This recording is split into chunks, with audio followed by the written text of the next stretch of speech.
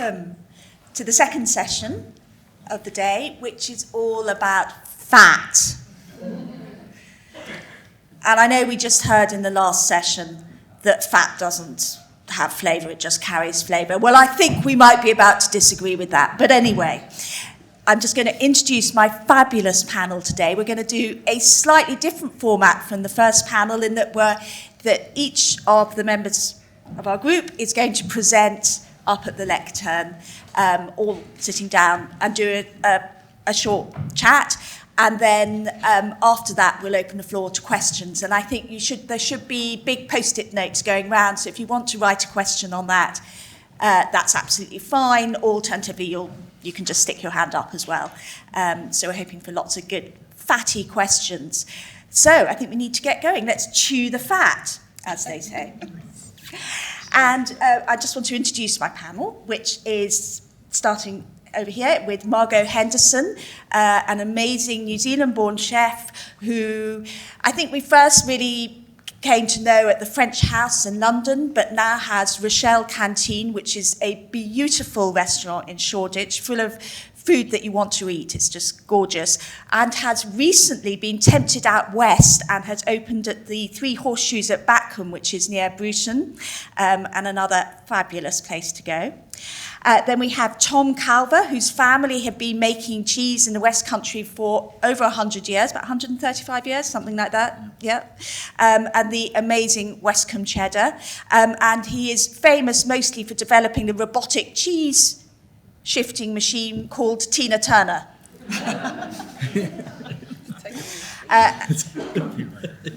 And then we have Chef Tomos Parry, who has not one but two restaurants in the top 100 in the world, Brat and also Mountain, both in London. Fantastic, lots of wood-fired cooked food, absolutely superb. Although the third restaurant, which is actually maybe my favourite, if I'm allowed to have favourite, is Brat at Kimpson's Arch, which is a more relaxed and sort of earthy restaurant as well, but they're all amazing. And Thomas has just been working over in Wales with a pop-up at Forest near Cardigan. Thomas is from Anglesey originally, but so we're hoping at some stage, you'll kind of stop in the middle and do something here as well. That would be nice. And then we're very lucky to have Dr Lucy Williamson here, who is a vet turned nutritionist and founder of the Gut Project, which connects what we eat right from the soil where it's grown through to our microbiome. And so she's a great champion of ethical farming and has lots to say about fat. Brilliant. So Lucy, I think you're going to kick off for us. Excellent. Morning, everybody. Thank you, Xanthe, for that introduction. And I do have this background as being a vet, which was a long time ago now. But the brilliant thing about that is that I've been lucky enough to see our food system right back into agriculture, into the soil, the livestock, through the food that we produce, that we farm. And now as a nutritionist, how that food actually impacts our health. So I never planned it that way, but it's quite handy as a nutritionist having that lens on our food, the story behind our food. So I'm really excited to talk about these beautiful nutrients in our food, fats, hoping to just give a bit of clarity because there's quite a lot of confusion about fats. And that phrase, eating is an agricultural act, I just love because we're beginning to learn so much about what goes on in the soil and how that impacts our food and impacts our health. And actually it's none more so than with fats. And I'm really looking forward to sharing some of the sort of science that we're starting to understand now, which is a little bit different to what you might be expecting about what fats can do for us, and that it very much does depend on how that food was produced in the first place. The Gut Project that Xanthe mentioned is just my way of connecting people really with the story behind our food, how it was farmed, the soil it's come from, and trying to kind of get that story going with food. So really, why is this conversation important? There is a lot of confusion around fats. Fats are really vilified, particularly perhaps dairy and saturated fats. So looking forward to just giving a bit of clarity there. I just want to mention before we start that word inflammation, because I basically work as a public health nutritionist, and we see so much more inflammation now at the root of so many chronic conditions that we're really challenged with these days, whether it's digestive or whether we're talking of sort of whole body inflammation. Inflammation is at the root of, heart disease and certain cancers and many of the chronic conditions we see. And we're beginning to understand that a lot of that is driven via ultra-processed food intake. And fats come into that conversation because there are fats in ultra-processed food. But what I want to really give clarity on is the good story about fats and the things that we really need fats for as well. And it's very much dependent on the food that they're in and the type of fat. And the evidence around particularly saturated fat in dairy is changing. The science now is ahead of where our food health advice is. The food policy kind of lags behind science, so I want to share a little bit of that with you. We'll talk about seed oils because there's a lot of controversy about them. But one of the things that really drives me to do the sort of work that I enjoy when I'm connecting our health back to how our food was farmed in the first place or grown is the impact on climate. And when you see something like this, that food productions across the world are associated with up to 60% of biodiversity loss, we just realise how important it is to understand how to make good food choices. And we're all part of that sort of collective decision every day. So that's one of the things that really drives me, is a sort of the small thing that I can do in this jigsaw that we're all part of, trying to help our planetary health as well. So let's dive into fats. So as part of an explainer, fats are all either saturated, in which case they are generally, not always, but mainly from animals, and they're solid at room temperature. Or they are unsaturated, which means they're mainly from plants and they're liquid at room temperature. And generally, we sort of understand that unsaturated fats are healthier, maybe. But most foods do contain both. And then we have essential fatty acids that we're completely dependent on our food for. We can't make them, so omega-3 would be a really great example of that. It's a vital nutrient in our health. It's sort of anti-inflammatory nutrient, but it's really important for our heart and for many other functions, our brain function in particular. And we have to get that from our food. And the same with omega-6. So there are several essential fatty acids that we have to get from our food. So fats, as we heard earlier, they carry flavour with them, but they also carry really vital things like fat-soluble vitamins. So without fats in our body, in our bloodstream, we can't access these really vital fat-soluble vitamins for our health, ultimately.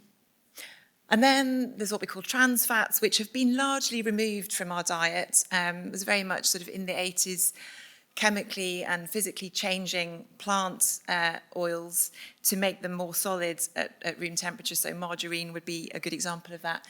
And they're largely removed from our diet, but they are still in some ultra-processed foods and very much linked to poor health outcomes. And then the pictures that I've got on here are just, I was doing a little bit of looking around, and so when we think purely about saturated fats, which I'm going to talk about first, and then we'll move on to the unsaturated ones, I think it's quite surprising sometimes the level of saturated fats that's actually in our food. So if we look at these foods, this is basically potentially breakfast, potentially lunch, potentially supper in the evening. And actually, one egg only 1.5 grams of saturated fat. And we're recommended for women to have about 20 grams of saturated fat every day. Men, it's a little bit higher, 30. But if you had the lovely breakfast that we had this morning, a normal portion of yogurt, only about 4 grams of saturated fat. So this just gives you an idea. And actually interesting that even avocados, I'm just going to say I quite like making a pea guacamole using British peas rather than necessarily using avocados. But avocados do have lots of lovely healthy oils in them, but they also have 2 grams of saturated fat in every avocado, which you may or may not be aware. So it's just interesting, even a bowl of bolognese, one portion is probably only about 6 grams of saturated fat. So these to me feel like quite low levels of saturated fats. I'm going to start really with dairy because partly with my vet hat on, I love cows. One of the reasons I chose to be a vet originally was because I just wanted to stay outside and I wanted to get onto farms, and I wanted to get my hands into the soil really and kind of live in nature as much as I could. But I do think dairy is misunderstood. It's often sort of vilified, and there's a whole animal welfare conversation about dairy foods. But they are, for those of us that can tolerate dairy, which is about 90% of us in Europe, can easily digest dairy. It's a really, really healthful food. I would go as far to say it's a superfood. And so it's really interesting now because we are starting to get repeatable, really robust science coming through that is really turning around the health advice when it comes to dairy. And these are born from what we call systematic reviews, where you take lots of different studies all together. They've been done over about 20 years across sort of 16 or 17 different countries. So they're huge bits of really reliable science. And they're starting to show that whole dairy actually is protective against so protects our heart health, basically, reduces our risk of heart disease, and lowers the risk of type 2 diabetes, which may be a bit of a surprise because the current health advice is for diabetics is to switch to half fat or skim dairy, and that health advice will change eventually, but it takes a long time for that to come through. So these are really exciting changes that we're beginning to understand, and even whole milk is maximum probably about 6% saturated fats. So the specific reason why we're starting to see this in dairy is that we are understanding now that the saturated fat in dairy has a different way of functioning to saturated fat in meat. So this is where we get into, it's the type of fat and the food that it's in, not just the quantity of fat in our diet that's so important. So there's a specific fatty acid, which is a type of saturated fat in dairy. It's called C15. That doesn't really matter, but that specific saturated fat is only in dairy, and we understand that it's because of the action of that fat within our biology that we're starting to see these protective benefits from dairy. So it's good news. And then the interesting thing is that when we ferment dairy food, which we were talking about salt as a preservative earlier, and fermentation, of course, is one of the most ancient methods of fermentation. When we ferment dairy foods, that potential health benefit that we're starting to see is enhanced. So, even, yogurts, cheese is a fermented food, don't forget. We don't have to get into all the really fancy fermented foods. So fermented dairy food, we see more benefits, and that probably is as a result of all the probiotics in there, and my sort of passion as a nutritionist is within our gut microbiome and gut health. So we can talk more about that. But crucially, we also understand that children who have whole milk within their diet are at an advantage as far as weight control. So, these are headlines that we don't hear much, so it's really great to be able to share some of that with you. So that's kind of some of the headlines. And now this is the bit I love, because when we get right down into the soil, so some of the area in which I work is sort of supporting farmers who are farming regeneratively and helping them to communicate the story of how they farm, how that impacts the quality of their food, and how we're beginning to see that that's impacting health. And what we know specifically with fats is that within the quality of the fat within meat and milk, and eggs actually, is highly associated with what that animal ate. So what our food ate is actually really, really important. And so what we're starting to see now within sort of organic and regenerative, climate-friendly, nature-friendly systems, whatever we want to call them, is that the fat profile of the food changes, and it gets even better. So within meat, so for example, beef, when we have a farming system where the grazing animals are integrated within that system and actually have a really key role to play within that system in restoring the natural fertility in the soil and lots of other important roles that they have.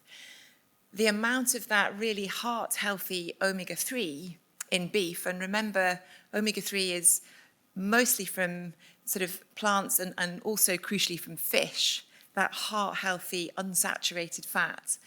But actually in beef, in these more nature-friendly systems, that omega-3 really goes up, sometimes by as much as 300 times the amount. So we see a slight shift in the fat profile of foods when they are farmed with nature, and there's lots of different changes going on, but certainly that's one to really highlight, that there's the saturated fats there, but those the unsaturated heart-healthy omega-3 really rises, and that's because it's a reflection of the amazing herbs and clovers and grasses that these grazing animals are being grazed on when they're part of a sort of regenerative system. So that's really interesting.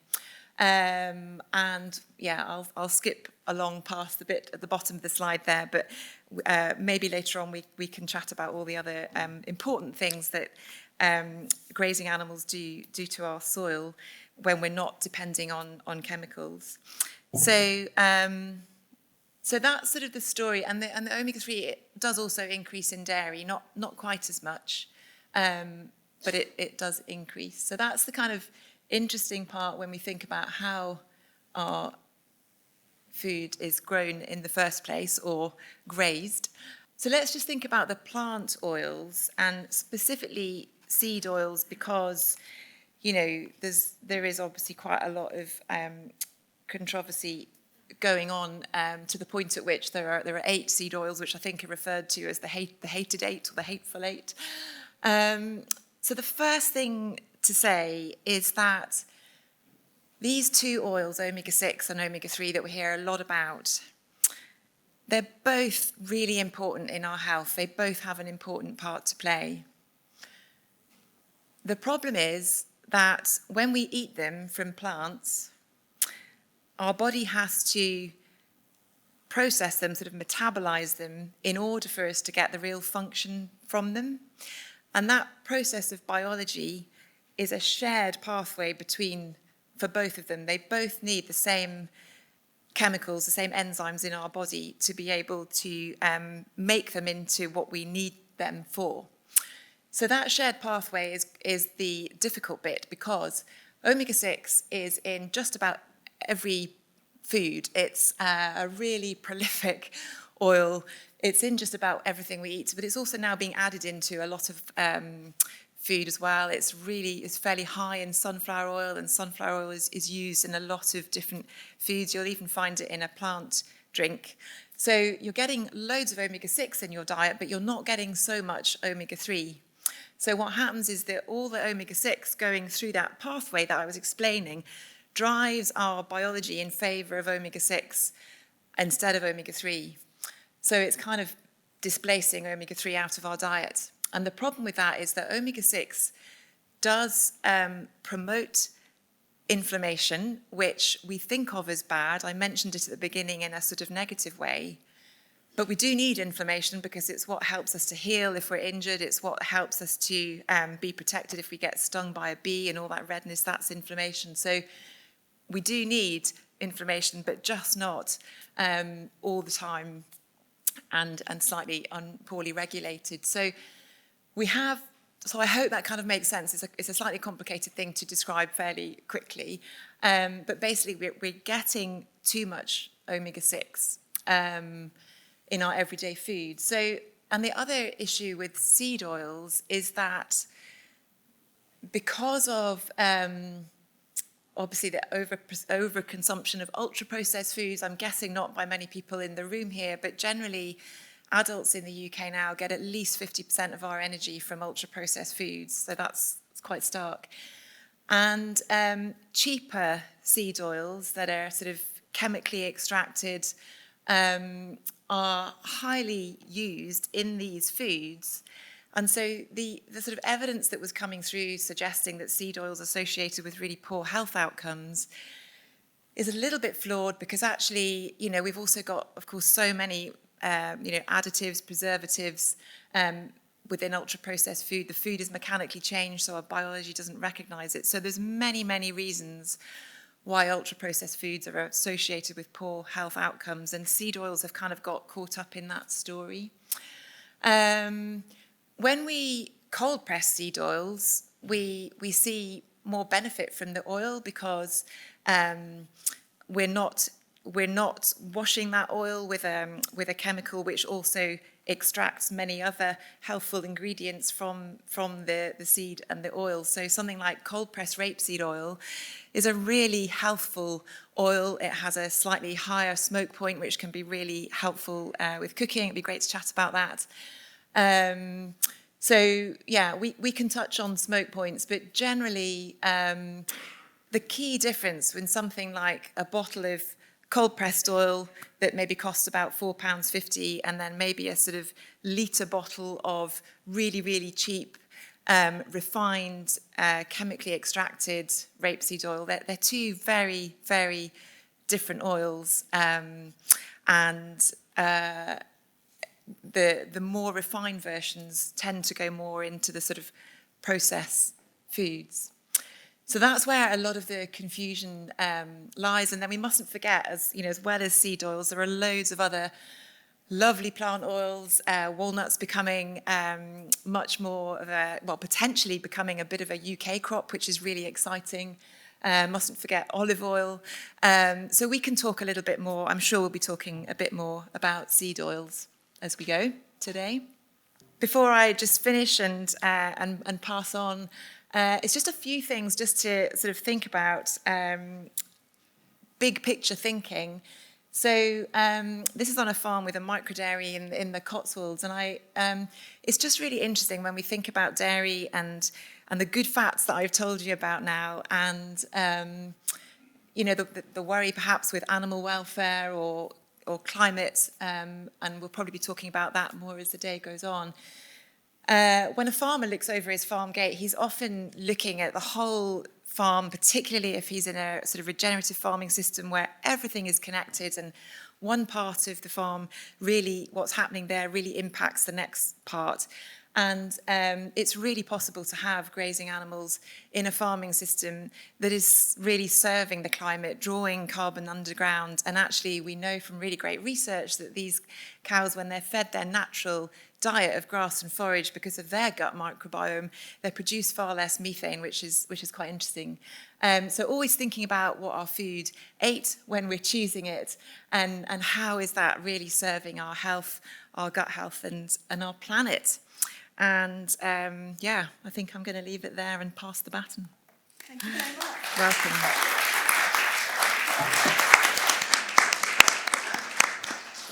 Well, lovely to be here in Bristol. I've been here for, nearly, not even 24 hours, and eaten two of the best meals I've eaten this year. One was at Bokman, a Korean restaurant, and the other Roots. Bristol feels very alive and happening. So I'm here to talk about cooking with fat, which is one of my great joys and pleasures. I wouldn't be able to cook without fat in any way. It's changed so much I've been cooking since I was a kid in restaurants, but it's changed so much over the years. I met my husband, FŌDA Henderson, and we opened the little French house dining room. And I was there boning out quails and about to make a jus, that sort of Marmite thing that we used to always pour over a breast of chicken, vile sort of cooking. And he said, no, we're going to keep the quails whole, we're going to make a chicken stock, we're going to gently cook the meat. And it all came together and made sense. And we started to cook in a much more earthy, simple way, a way that made sense completely, and a way that I loved. It's more like the cooking that peasant women cook at home, which sometimes gets forgotten. And fat is a huge part of that. So we were comfying, we were curing our meats, brining them, and making rillettes and things like that. And when we think about the meaning of cooking with fat, it really is it's a miracle. It's extraordinary. It's just essential to the way we are. And now we know it's also healthy because it's full of all these omegas. So all that time we thought it wasn't so healthy. It has changed a lot. It's important to buy so we're buying wonderful produce from great farmers, and whether it's incredible dairy from West Coombe or we're buying directly from farmers.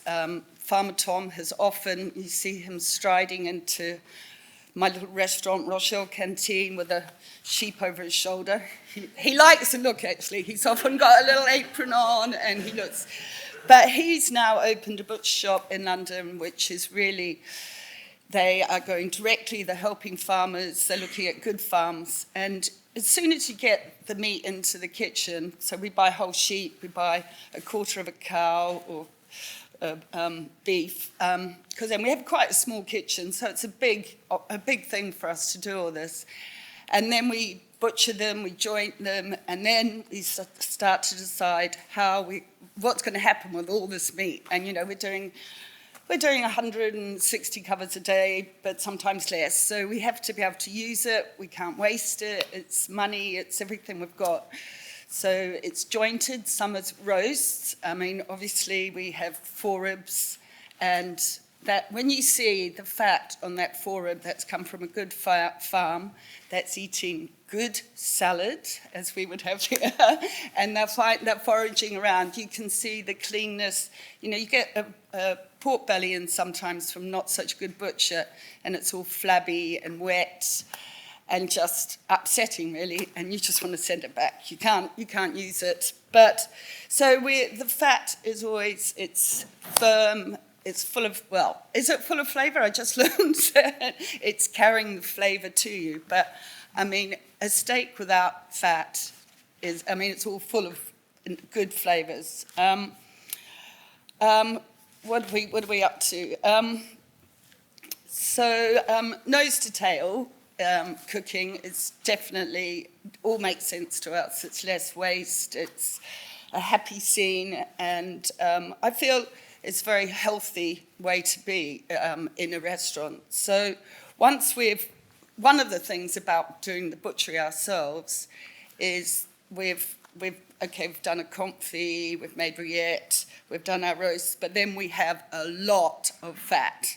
You cannot believe it sometimes. There's 2 massive pots of fat rendering away. So that's the fat with a little bit of water to get it going, and then that gently simmers away, and then you strain it out, and you have this beautiful white fat that we then we will turn it into suet for our pastries, and we confit with it, or we also would fill the fryer with it. Obviously, frying chips is quite controversial as well, but what is a pub without chips. We talk about that quite a lot, because I have also a pub not far from here, 40 minutes actually, in Batcombe, Valley of the Bats, and it's a beautiful little pub, and we buy all locally. Nye Smith was actually meant to be here today helping me with his speech, and he knows everything. But he was cooking with rapeseed and vegetable oils, and it was really depressing him actually, because we're not using what we've got and everything. And anyway, now we cook all the chip fries in the beef fat, which is, it's actually a better result, tastier. And then we have a little fryer for the vegetable dishes or fish that we're doing. So that has been a real change for us, and we feel it's less wastage. Nye also makes a face cream for him and his wife, rendered fat, that then he puts a little bit of essence in, and so he gave me some for my birthday, actually. I don't know if it did anything, but it is quite, he's really into these sort of things. Sadly, he had to go to a wedding. So fat for me is also the romance of cooking. It's a sort of poetry of it. It's a sort of bringing it all together in a sort of, because, there is so much, as Fergus says, beyond the fillet, and, that is unctuous, and we want that sort of yummy feeling, umami, of what that fat brings in. And it really is great news now that it is healthier, and it just makes sense, doesn't it? It's what was before, and the old ways are the best ways, maybe. Not always, but really old ways.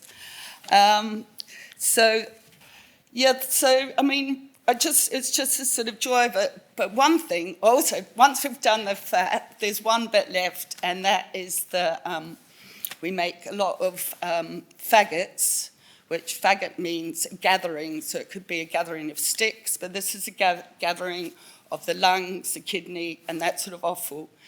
And a faggot is not a faggot unless you have lung in it, then it's a meatball, just so you know. And I was taught by a Welshman.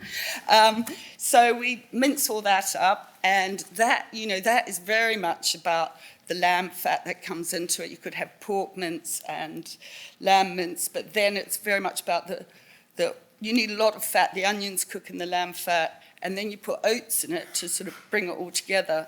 And that's a beautiful old recipe that is just, it's all about using up all these things that we are so proud to use up.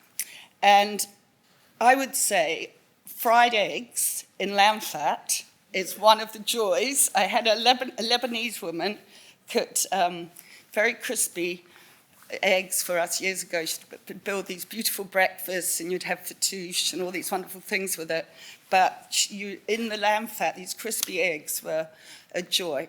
So I encourage you all to use your fat. Okay.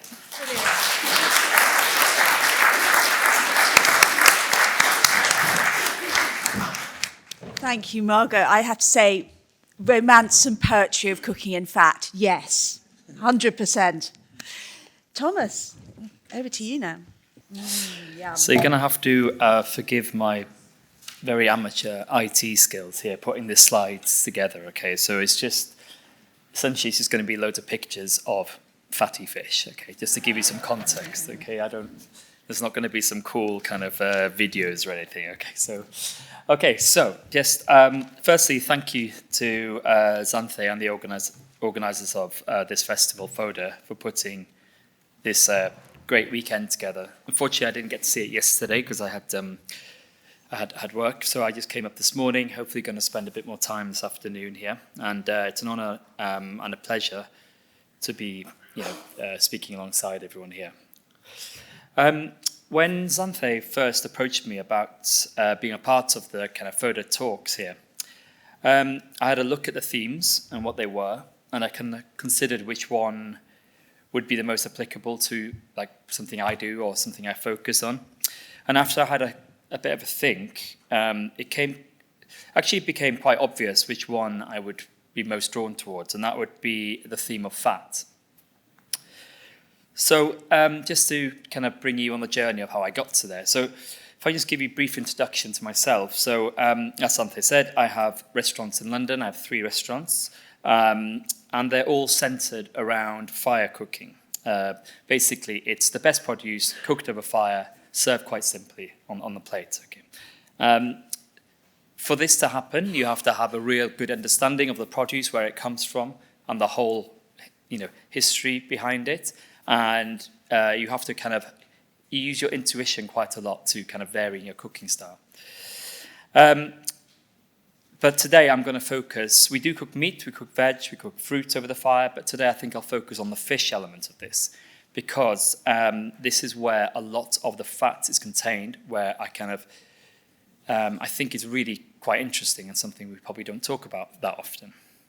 I'm probably not going to talk a lot about the nutritional side of things. I'd like to have your perspective on this, because I'm essentially, obviously I'm the chef and I cook. I just kind of extract the fat and hopefully make delicious things out of it. Some of the nutrients and nutritional side of things, I know it's good for you, but I don't know how much. So I've got a little thing at the end about that, but it would be great to elaborate a little bit more of why it's good for you. But I'm no expert in that area. So, so growing up in rural North Wales, basically we cooked a lot over fire. We caught kind of fresh mackerel, cooked it over barbecues on the beach. We kind of grilled mushrooms and like wild mushrooms in the mountains. So when I came to open a restaurant, I knew I wanted to create somewhere that connected me to these types of authentic moments.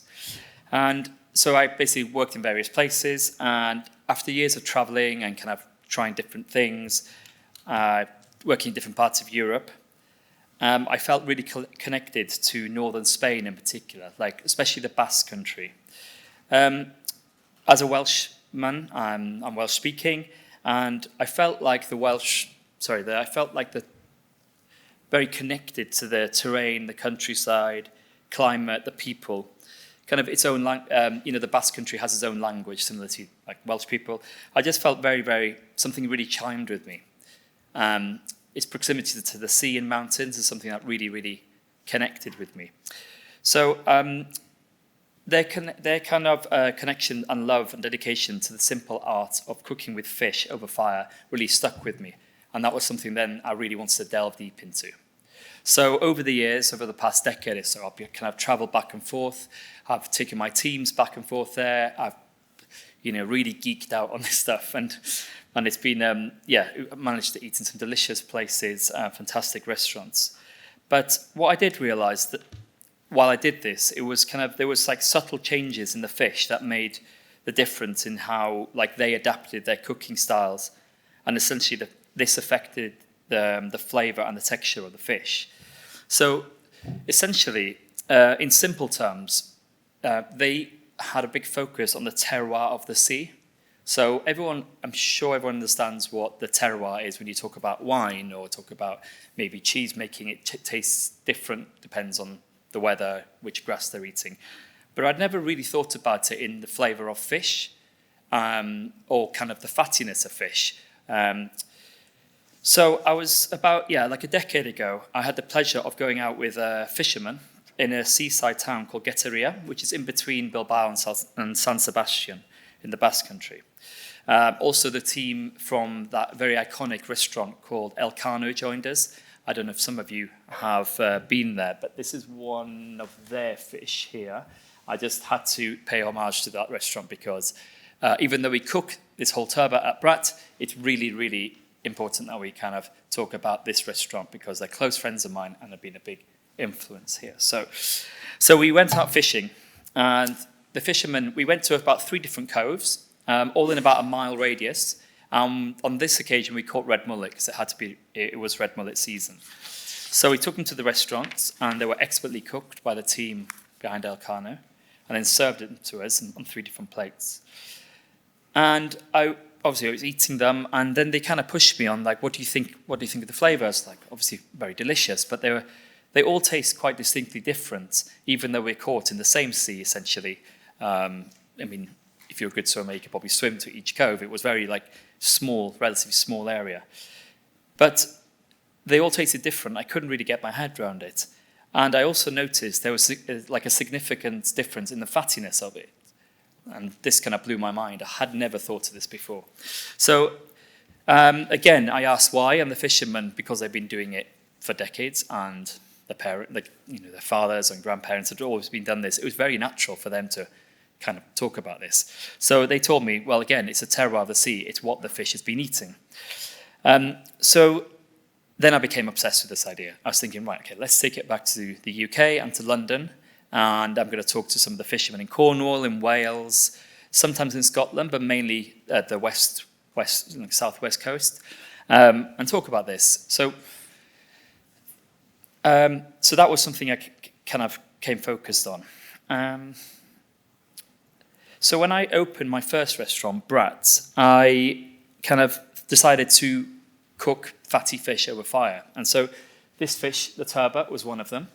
And as you can see, if you look on the left here, it's glistening quite a lot. And that is from the collagen breaking down the collagen and the fat to make a kind of delicious resting sauce. There's two things. So basically, you get the fish, and you almost have to, which I learned, you have to kind of approach it like a piece of meat.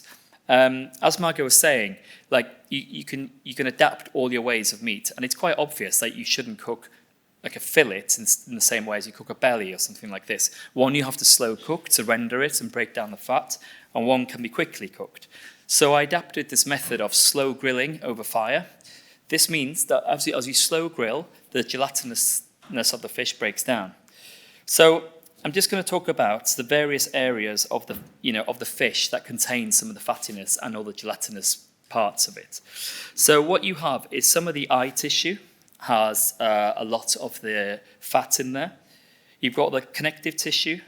Also, you have the cartilage, and the skin contains a lot. You've also got some of the kind of the fins, as you can see, the kind of edges there. You kind of call it the skirt over here. And definitely the heads contain all this fat. So there's lots of reasons why fish contain a lot of fat for different reasons. So one of them can be from the habitat. So if it lives in cold water, it needs to store a lot more fat. And I think that's a rich source of omega-3, I think, just to keep them, in cold water. A lifestyle. So if the fish is kind of a migratory fish, they have to store up a lot of fat for that. And also depending on diet, as I mentioned, depending what they eat, if they eat a lot of algae or a lot of crustacean, this develops into a fattier fish. Also depends on the spawning cycle. And some naturally have kind of larger body regions, so essentially bigger heads, bigger cheeks, that require a lot more kind of fat. So this kind of leads me on to the kind of culinary relevance of all this and how we use like the fat and the gelatin to hopefully make something very, very tasty. So you have here a hake head, which is quite an intense picture, but so basically, as you can see, you'll have the cheek and you'll have what's called the cocochas, and then this is the throat of the hake. So essentially, we'll break it all down and we keep it all separate. Some of them will simmer away like this. This is actually lobster and velvet crabs. They also have fat in them as well, and extract as much as possible of that collagen and fat. So sometimes the gelatin and the collagen thickens broths naturally. It also adds body and mouthfeel and like a silky texture to sauces. A lot of Japanese stews actually use this to bring in like a lot of body to the sauce. And then this one is a good example as well. So that throat part of the hake does a lot of work. So it's really, really fatty. So we were able to source these cocochas from Cornwall. Nobody else in the UK were getting them, but our friend Richard at Forgotten Fish did the painstaking job of all these heads would go in the bin, basically, and then he basically took out all the throats from the hakes, froze them and put them in packets, send them up to us. In the Basque Country, this is very normal. Obviously, used every single part of it, and in fact, the fattier, the better for their kind of profile, what they enjoy eating in fish. So what you do with that is this is the way it's served, and I'll talk about the sauce on top in a second. But that's a really bad picture. But there's a reason why it kind of looks like that. Is essentially the way we do it is we use the fats to kind of create an emulsion. So at Bratton Mountain, we use fat and collagen in quite a few ways. But one of the main ways is called a pill sauce, which I'm going to explain what that is, just in case some of you don't know what that is. So an emulsion essentially is a way of stabilizing a mixture of fat and water. And you can use a lot of fatty fish for this. So essentially you want to get your hake throats or the fish heads, and then you kind of want to really slowly warm up. It's really important that you super slowly warm it up. So then the globules of fat are extracted, and then you start moving them very slowly. So then it kind of comes out like globules of fat come out. As they're cooking, you kind of start emulsifying. You can bring it, so just dripping oil into it. Essentially, you're making kind of a warm, fishy mayonnaise, which doesn't sound that nice, but it is very tasty. So here, what you do here is you kind of move the pan, and it is quite an amazing way of creating a sauce. To me, it's just so beautiful because you're cooking the fish, and then you're putting its own sauces straight back on top of it.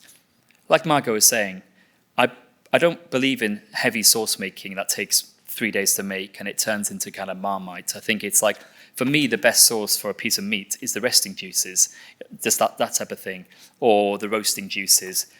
Similar, this is what we do with our fish approach. You get the fish, you grill it, you put it on the plate, you leave it rest, and then after it rests a bit, all the fat leaches out, and then you whisk it into a kind of lovely pill sauce, or again, the warm fish mayonnaise. But so once it's kind of all mixed up together, you then season it with whatever you want. So a little bit of parsley, lemon juice, chili, whatever you really want to put in there. You can also make a kind of beurre blanc, which is, some of you, I'm sure most of you know what that is. It's kind of classic French sauce, but using some salmon fat. And also you can use fish fat to thicken kind of bouillon-based sauces. There's a dish we do at Mountain, which is called a lobster caldereta, which is a Menorcan dish. And when that's finished cooking, we actually save a lot of the fat and the protein from the head of the lobster and turn that and put it in at the end and whisk it through, and it thickens the sauce. So you're using the fats in many, many different ways.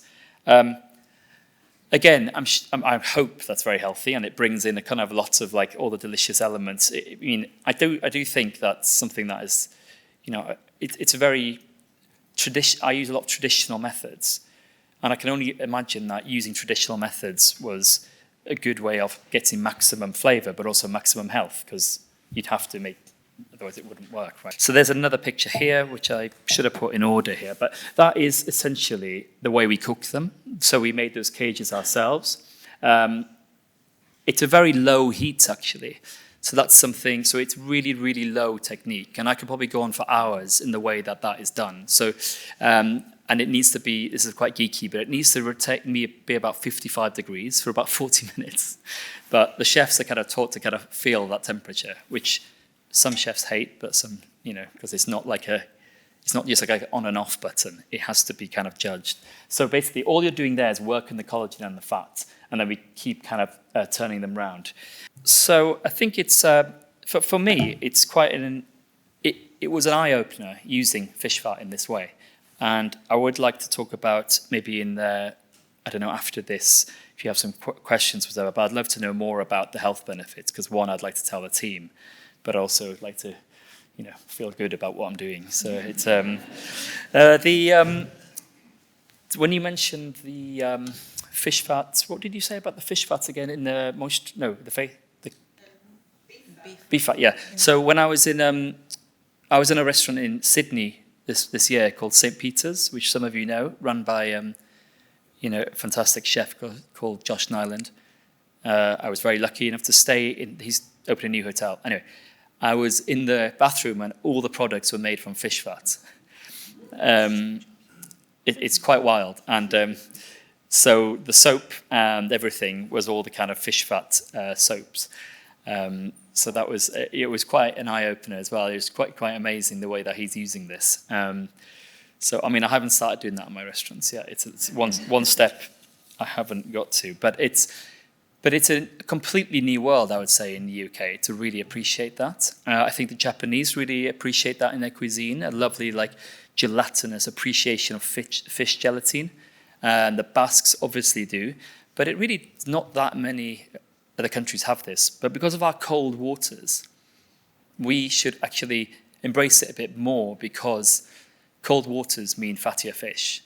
I've cooked in different parts of the world, luckily, and I've cooked in, let's say, the Mediterranean, and sometimes the fish lacks fattiness because it's a warm water, so it's a bit different.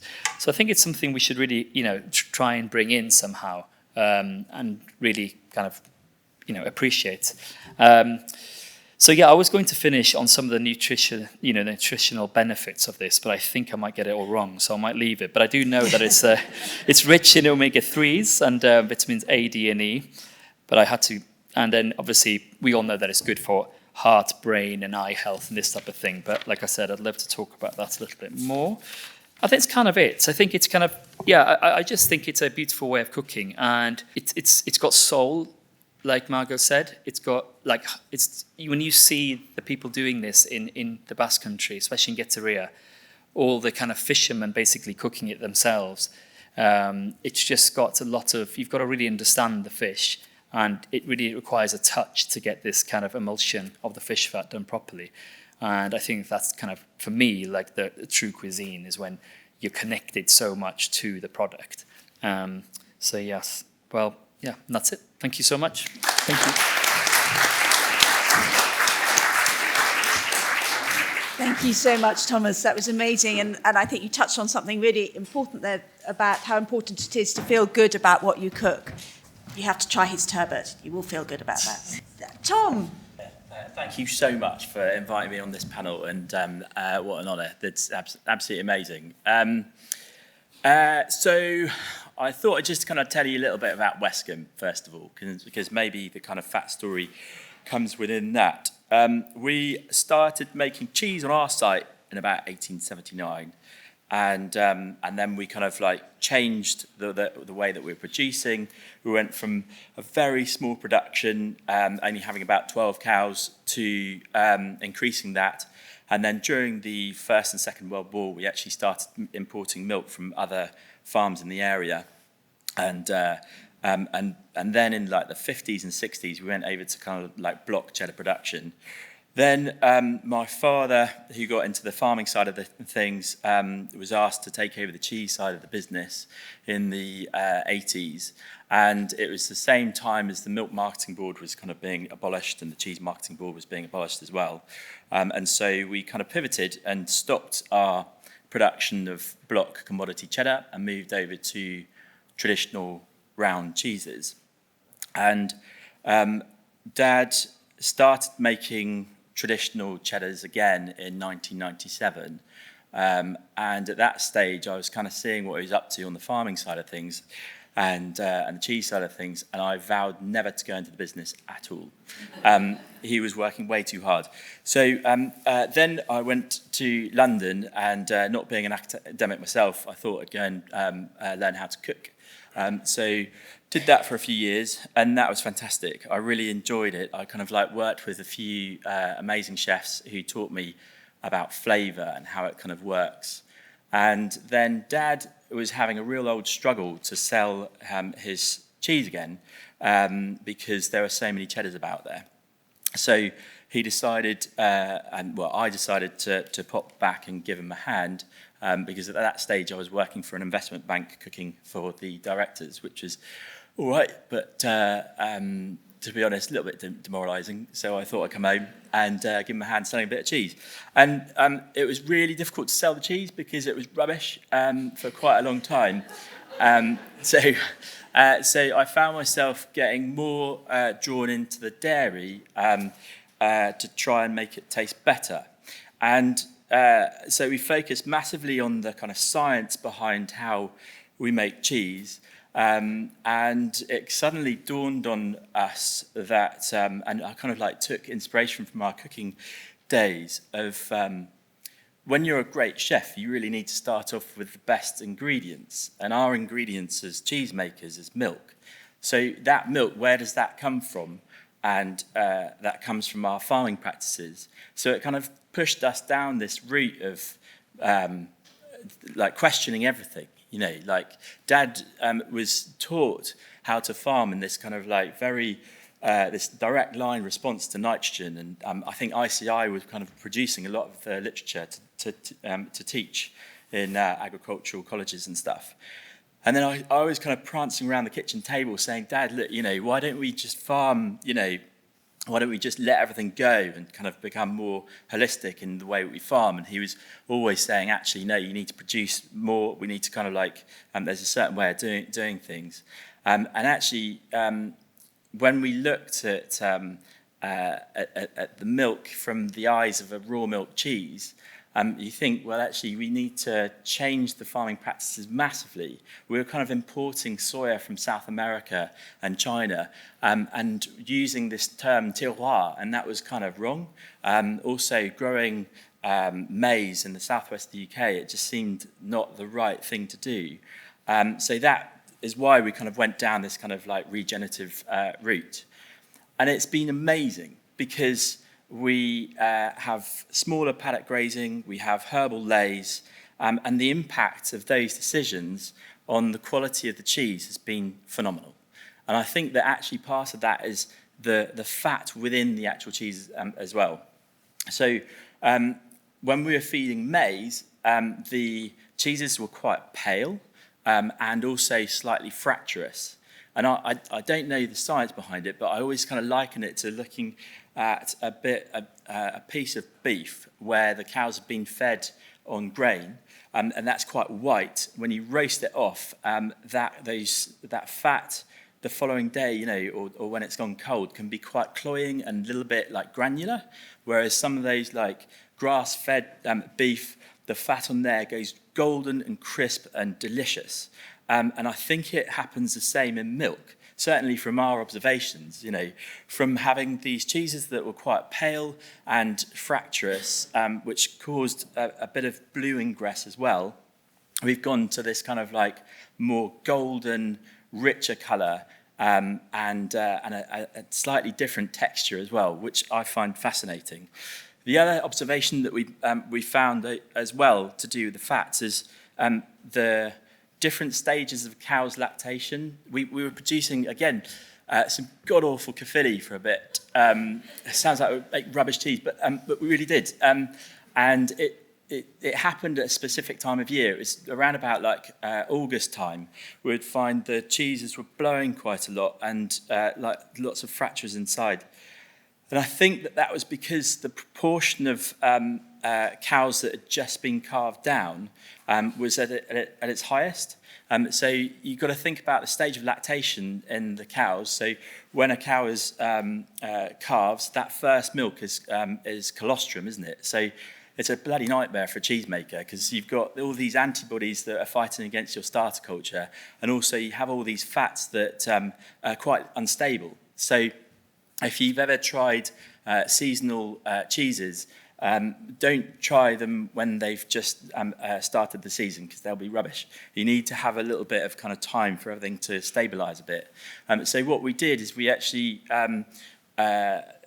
took out the milk for about 7 days before we'd actually put it into the tank to make cheese out of, and it seems to have made a hell of a difference actually. So that was a huge observation thing, and I'm certain that it was kind of to do with that fat. The other thing that we do down at Westcombe is we started making charcuterie as well. I'm trying to understand the kind of moral dynamics around food can be quite challenging, especially in 2018 and 19, where it seemed like everybody was against farmers and wanted to go vegan. So we decided to start a butchery, because I felt that actually that the kind of thought process of that was coming from an idea of actually people wanting to understand where their food was coming from. And one of the things that we don't talk about as an industry in dairy is like what happens to the bull calves. So we thought because they hold hardly any value whatsoever. So we thought if we actually rear them on for like 8 to 12 months of age and then make them into salami, that would probably be a better thing to almost create a byproduct of an industry. And that's been fascinating. We've also been getting pigs from a chap called Fred Price, who some of you might know, and Paul, who's on the stand at the moment, makes the most delicious salamis. And he is a wealth of knowledge about the different structures of fats and how that works. But one of the areas that we're trying to get into is making lard sexy again as well, because we too create a lot of fat, and cooking with that is absolutely insane. So yeah, hopefully you guys will join the campaign of making lard sexy again. That's right. Fantastic. Thank you very much, Tom. And after this is over at lunchtime, you can go out and try and buy the Caerphilly, which is fantastic, off the stall, and also the Westcombe cheddar, and also the salami, and there's some sobrasada, some like spreadable pork sausage, which is amazing. So go buy some because it's yummy. That was fantastic. Thank you all so much. I've got some questions here. You've mentioned the importance of the environments the fats come from. How accessible are regular soil and water tests to regular farmers and fishers? We test our soils regularly, for sure. I mean, it's quite difficult when it comes to, learning how the influence of those soils into the fats and stuff that we're producing can be tricky. I mean, the equation of producing food and cheese is a big one.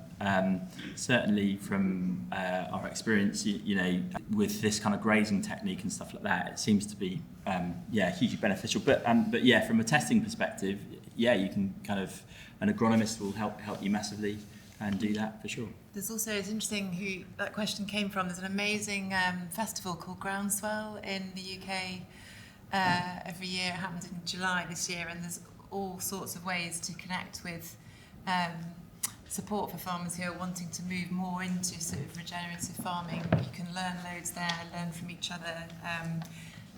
Lots of that sort of information would be available there too. It's fantastic, actually. Very worth going to. And now this one I think is probably one for Lucy, which is how would you advise someone with high cholesterol, should they approach fat in their diet? Well, sadly, this is the one exception to the rule with dairy where you should still go with lower fat dairy when you have a higher cholesterol, or your cholesterol readings, the LDL cholesterol and all of those tests that you'll have had done are just not quite in the balance that they should be. So that is the one occasion where you need to keep the level of saturated fat lower, but also just fill your plate with plants. We know that fibre really helps to bring cholesterol down, as does particularly omega-6, the oil, which is in a lot of seed oils, which is not always, it can be vilified. So actually, for bringing cholesterol levels down, omega-6 is really helpful in the foods that contain it. What about medication?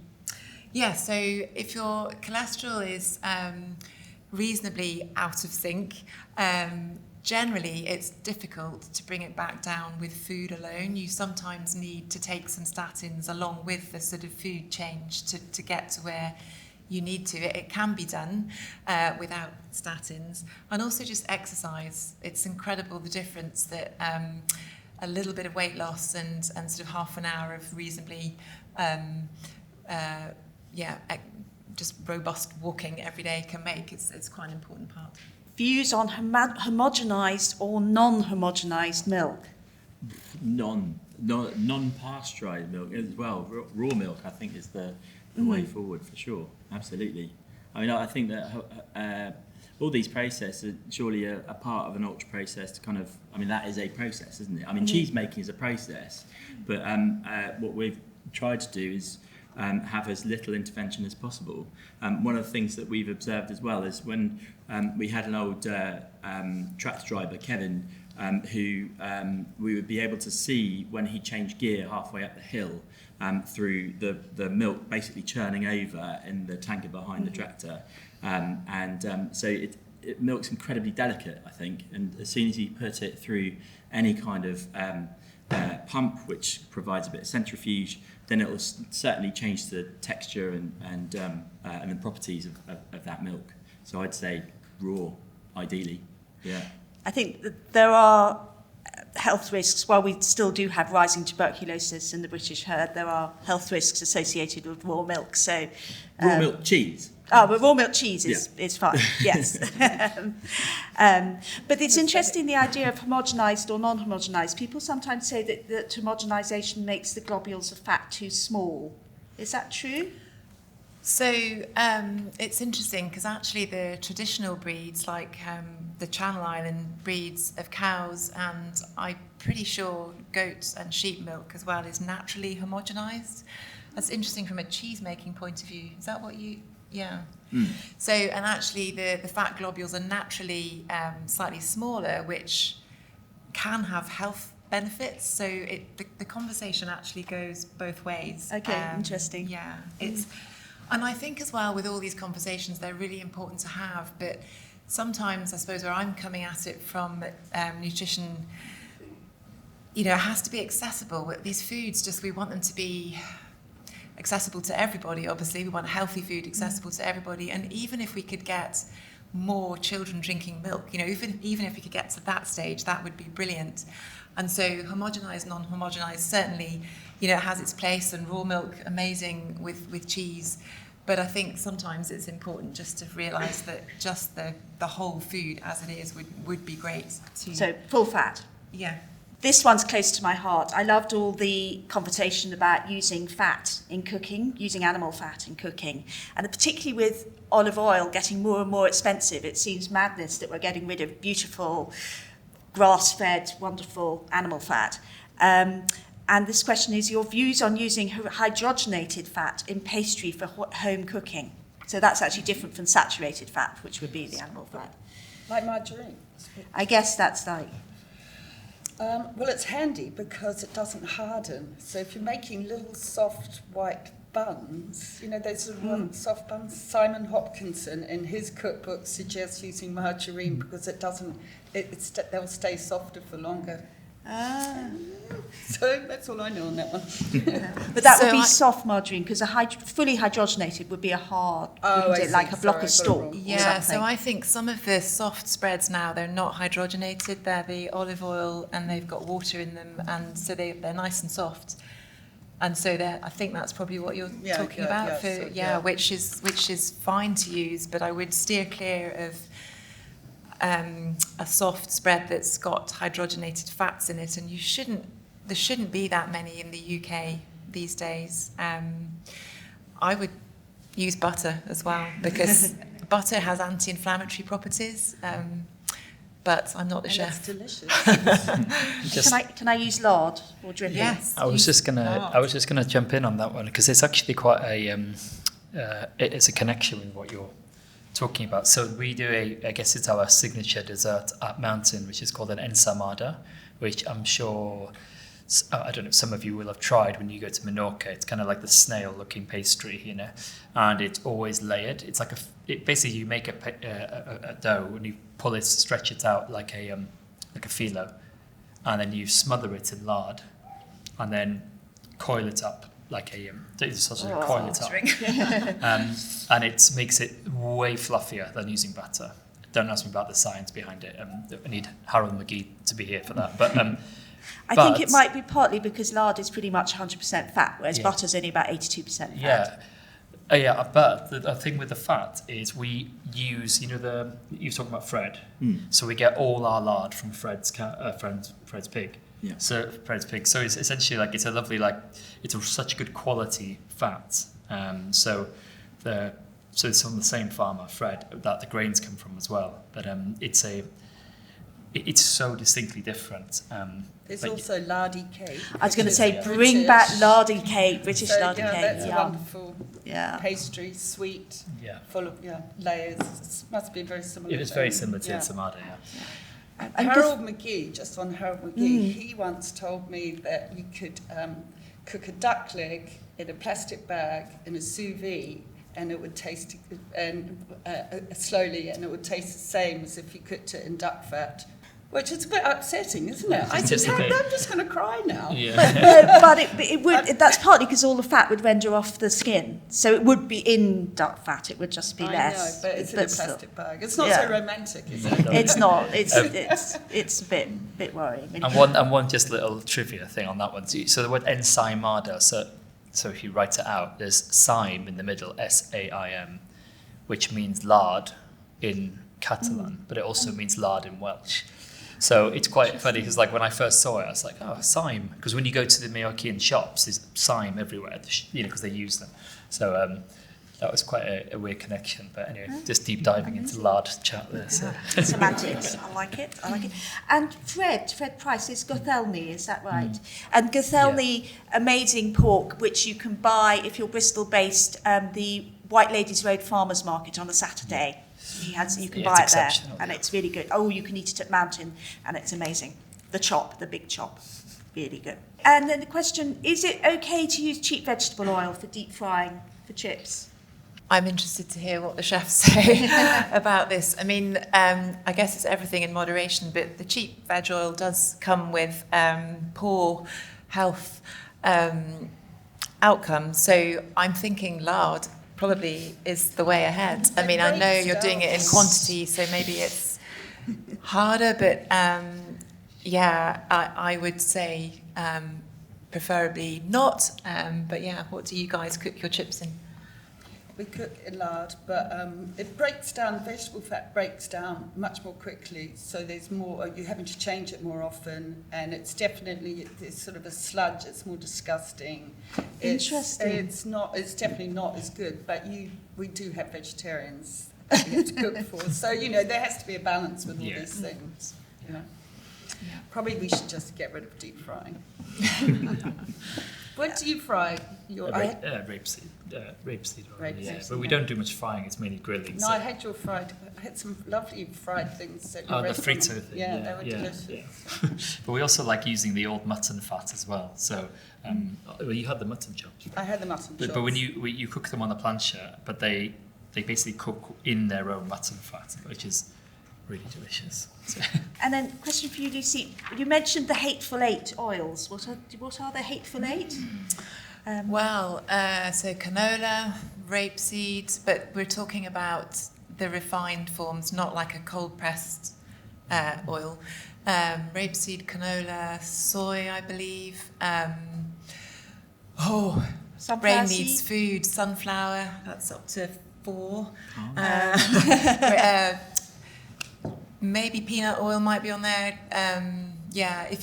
If you just Google it, it'll give you the 8. Sorry, my brain's not going to be able to give all 8. And how can we get this message across about the good and the bad oils and fats and the complexity? How can we... Yeah, that's a great question. It is complex, and I should probably say you could read my book that's out next summer in July. What's it going to be called? We're not sure yet, but it's basically going to be a handbook that's just, just gives you clarity on all this stuff, and particularly the sort of soil to gut story in it all. So yes, look out for that. I do a lot of public-facing workshops. I'm talking about this stuff all the time. It is going on, but we certainly have to get the message out more. I've done quite a bit of work with a white paper that's gone in to try and get food, farming and sustainability and just general nutrition back into the curriculum. So, it's such a huge topic, and we need to get children coming out of school with this knowledge. Is just normal to come out of school with. So there's a lot to that, I think. Margot, we've got a question here. What was the name of the butcher you recommended in London? Oh, the Alex. What's it? Farmer Tom, isn't it? It's Farmer Tom. It's down at it's next to Neil's yard. Josh, what's the butcher? Farmer Tom Jones. Yeah. Is that what the butcher shop's called? Oh, is it? Farmer Tom Jones. There I you go. didn't know he had a butcher. Not unusual. Yeah. Sorry. And he as well. What are your thoughts on apps like Zoe, which have this sort of personalised approach to diet, telling us how we individually get on with foods? Yeah, Zoe always comes up. There are many occasions where Zoe can be really helpful, particularly for weight control. You can get some really valuable information about that because it's all about your own gut microbiome and how you personally break down and use fats and different types of carbohydrates in your food, and we're all completely different in that way. So it can be really, really helpful.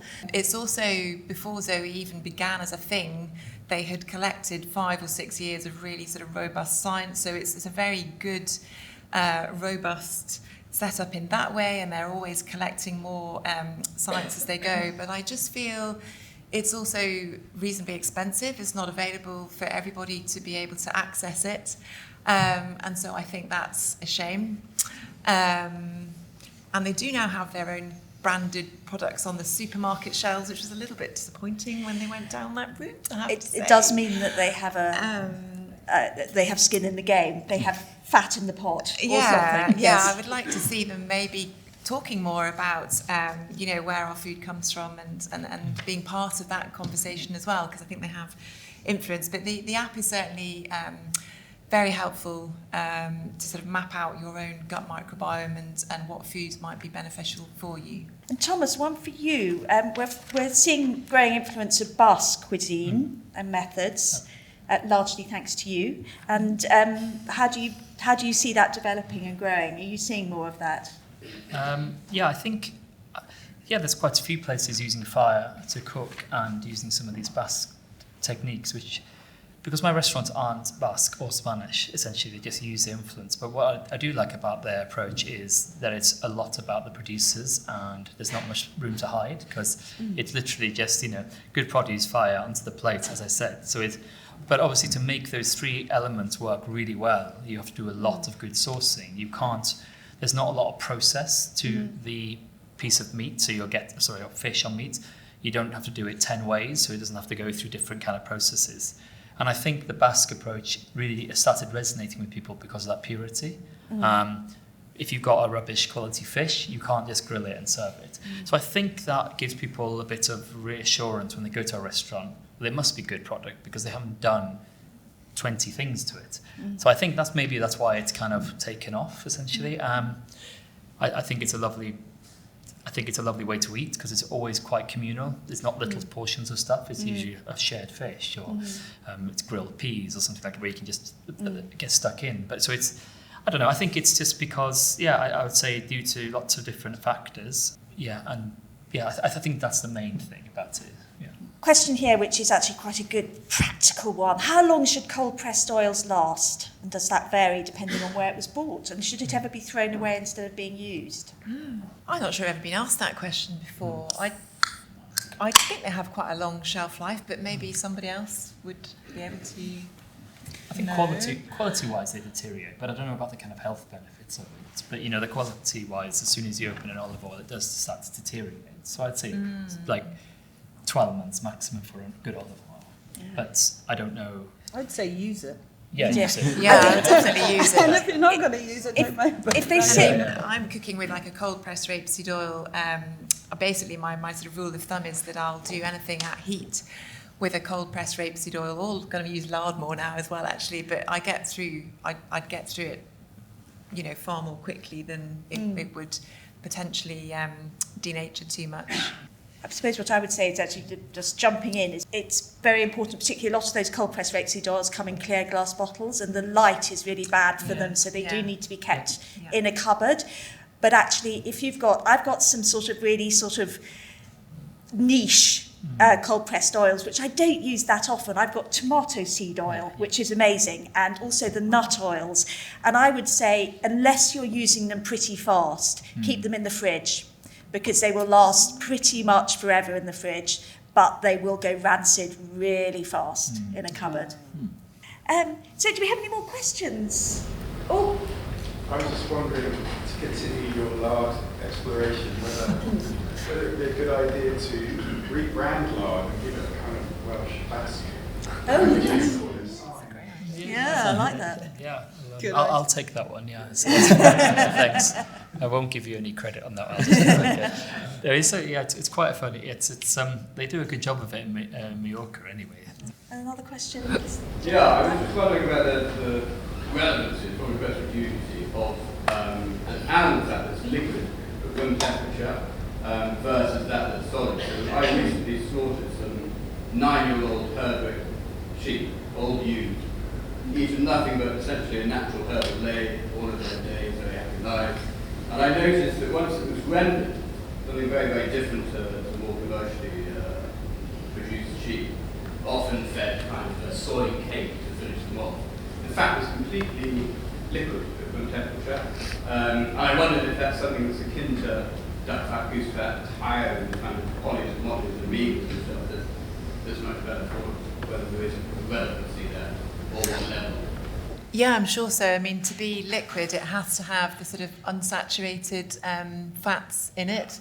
And because you're grazing them in the system that you are on the herbal lays, then they'll have more of those unsaturated fats coming through as well.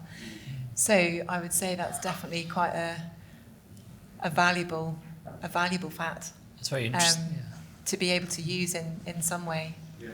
I mean, it's like I realised I skipped over, you're obviously talking so much, your knowledge on fish, which was great, and, you know, the liquid fats in fish is that really, it's the best source of omega-3 that there is. There's no other food that we can get omega-3 from in higher quantities than we can from fish. So, you know, even when we talk about these sort of nature-friendly farming systems where you're getting more of the omega-3, which is great, it'll never be at the level that we get from fish. Okay, great. So it's essentially... Sorry? I'm just worried about the ocean, though. I'm worried about a lot of things, to be honest. But I think it's with those things, with that then. So if people eat a lot of the, you can't overeat fish fat. Do you know what I mean? It's fairly healthy and. No, fish is great for lowering cholesterol. So this is all good for me. Okay, great. But no, generally, this is going to go on the website. It's great. It's great in this context, but actually in the UK, none of us eat enough fish, which will maybe, I don't know if that's a surprise or not, but our omega-3 intake is generally too low. We all need to eat more fish, at least twice a week. You're talking about more than that, but. Most of our fish is sent to the Basque area, where they will pay good money for it. You know, we're you know, our supermarkets, where are all the fish shops? Have closed down, haven't they? And we're buying them in supermarkets, which is not great fish, is it? No. I think we're afraid of fish, actually. Yeah, we don't have a big eating fish culture. We had a nutritionist come round saying that we could increase omega-3 in the milk. But I think it looked like it was feeding like some kind of fish meal to the cows, which I think is potentially controversial as well. Well, it might make it a bit whiffy too. Exactly. Yeah, I'm not sure that cheese made with fish meal. No, it's not working. we don't, by the way. Yeah. One last question, and then. Yeah. I was just thinking about a bit of what the previous session was saying, and was talking a lot about storytelling around salt. And I'm just wondering, because, you know, if there should be like the work you're doing, Lucy, in terms of storytelling about fat, because I think if you look at other countries, like Eastern European countries, you have on the table whipped lard, eating like instead of bread, you know, so like, or you go to Italy and you have lardo, which is something that you eat across very normally as well. And so if it's a part of it, and a part of the work you guys are doing as well, and switching the narrative, but also not just with science, but with flavor and customer as well. And I think, are you bringing some more of that in your Westcombe charcuterie kind of? Yeah, I think we are. We're trying, but also you've got to be a bit cautious because, like, a depressing thing that I find is we put lard on the outside of our cheeses, and certainly in the future it'd be quite nice to actually use our own lard on the outside of our cheeses. But I think we did some costings on it, and it would cost us around about 7 to 8 times the amount to produce our own lard than we are purchasing it in, which actually just poses more of a question of what the hell, how are they producing this stuff so cheaply, and where's it coming from? So I think that with all these things, you're absolutely right. The narrative is really, really important, and understanding if you are going to make the switch and going for all these things, understanding exactly where that's actually come from. And we've got such an advantage of like using people like Fred Price and trying to get behind farmers that are very consciously producing really amazing meat or dairy products. And I think that's it, isn't it? That the health benefits of what those animals are consuming has huge benefits going throughout. Well, thank you so much. That was an amazing, enlightening talks and discussion. Really appreciate you all coming, and thank you so much for listening. I think it's lunchtime.